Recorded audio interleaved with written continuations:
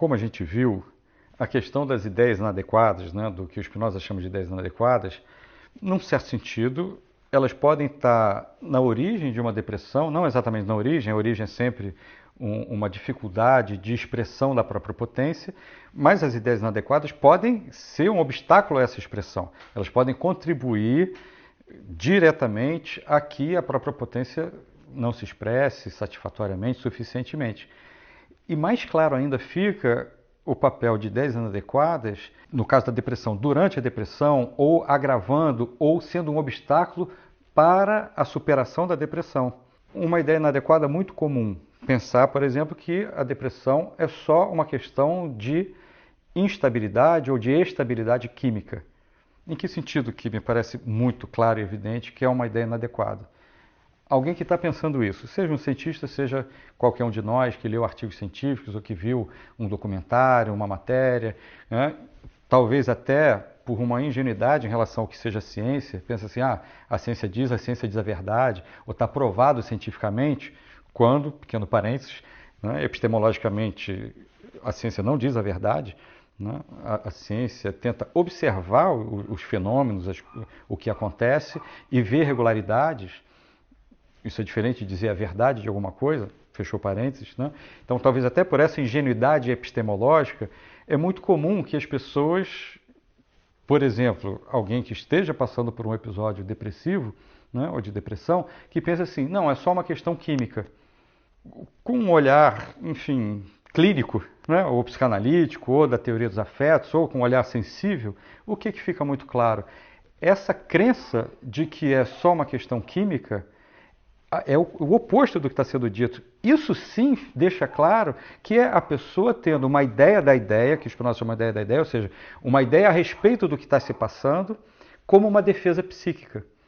Se eu me convenço, com a ajuda de artigos científicos, ou até o próprio cientista, se eu me convenço, se o cientista se convence de que a depressão, ou o que quer que seja, do âmbito do psiquismo, é só uma questão química, um epifenômeno, um resultante de uma química, isso apazigua a minha angústia, a minha ansiedade, seja, como a gente viu, no sentido de eu me sentir culpado, de me sentir tendo uma responsabilidade.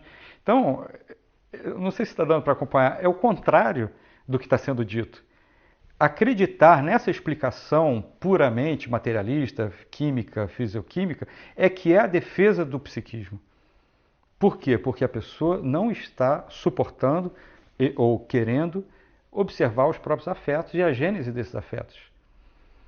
Isso é um exemplo muito claro do que eu estou chamando, né, a partir de Spinoza, de ideia inadequada, que é um obstáculo para a terapêutica, para a cura, para a superação, por exemplo, no caso da depressão. Porque ao acreditar nisso, ela está, mais uma vez, se defendendo dos próprios afetos e, portanto, perdendo a oportunidade de fazer o que é preciso para superar a depressão, que é a compreensão dessa psicogênese. Ao achar que é só uma questão química, mesmo exemplos que possam ser dados. Tanto é que os antidepressivos ou os medicamentos, enfim, né, ou seja, químicos, né, controlam a depressão. Não controlam. Controlam o efeito da depressão, que é muito deletério, então é importante que a medicação esteja presente, mas não controla a depressão. Se a gente pensar, serotonina, né, boa parte dos antidepressivos seguram a serotonina, que, portanto, ela é recaptada. Então, digamos, grosseiramente falando, uma quantidade limitada de serotonina é muito mais aproveitada do que sem aquele medicamento. E aí a serotonina vai fazer isso, supostamente controlar a depressão, ou deixar a pessoa mais alegre ou mais feliz, etc, etc. Vamos aos fatos, né? A serotonina é produzida pelo organismo diante de condições ambientais e diante de uma memória daquele organismo, daquele psiquismo, daquela mente, né, daquela vivência mais ou menos traumática, que produziu mais serotonina, ou ao contrário, produziu outras enzimas de defesa, de sentimento de ameaça. Então, se a pessoa está mais confiante à vontade na relação com o meio, ela vai produzir certas enzimas, certa química, ou outra. Então, se ela, justamente pelas relações com o meio, isto é, não vindo de fora para dentro, mas na interação com esse fora, ela se habituou, o organismo dela se habituou a uma certa reação, a uma certa defesa. Ela vai produzir, por exemplo, mais ou menos serotonina.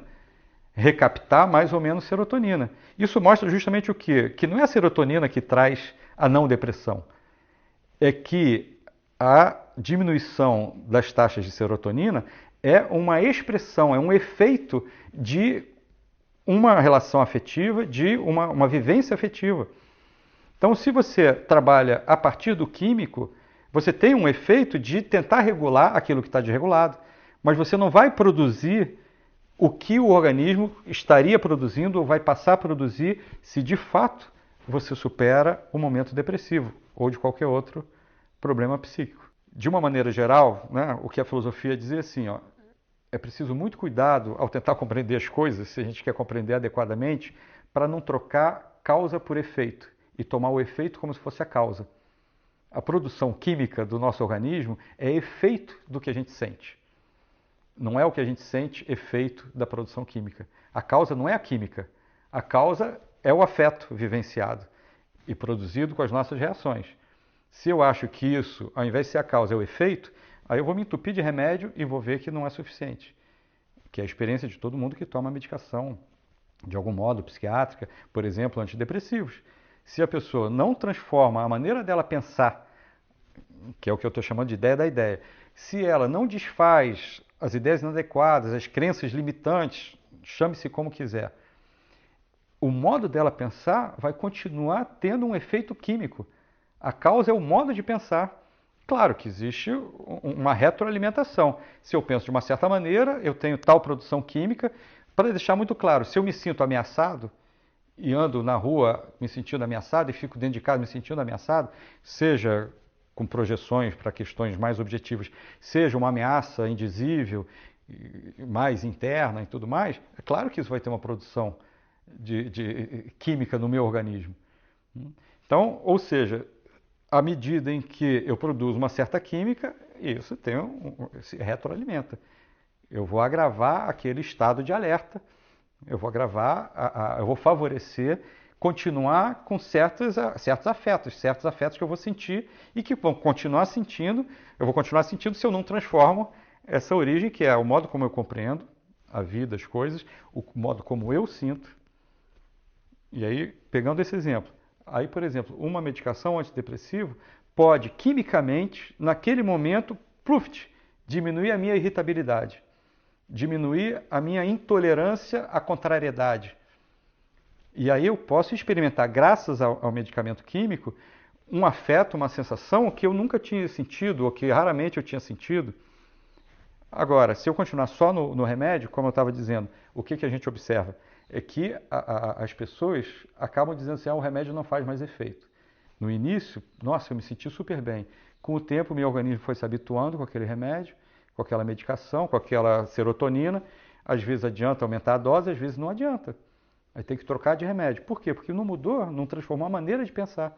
Então o remédio é bem-vindo, porque ele propicia, né? Assim como um alimento, eu me alimento, isso transforma a minha química interna.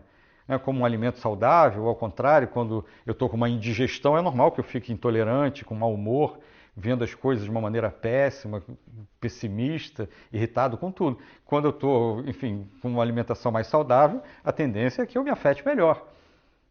Aí, assim, é o alimento que está provocando isso? Não, é uma interação. Né? É a mesma coisa com a medicação.